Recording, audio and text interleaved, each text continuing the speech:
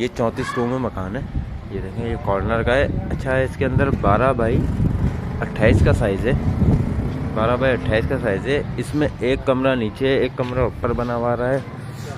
ऐसे ही 2 पीस बचे हैं, बाकी तो सेल हो चुके हैं। 12 बाई 28 का साइज़ है, तकरीबन लगभग 40 गज का।